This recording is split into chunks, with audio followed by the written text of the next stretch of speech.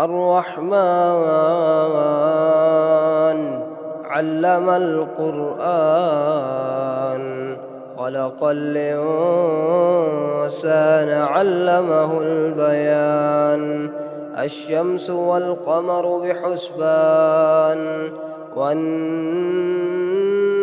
والشجر يسجدان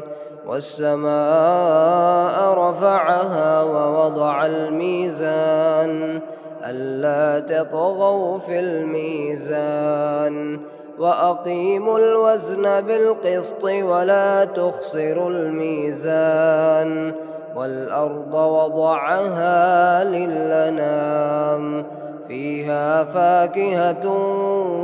والنخل ذات الأكمام والحب ذو العصف والريحان فبأي آلاء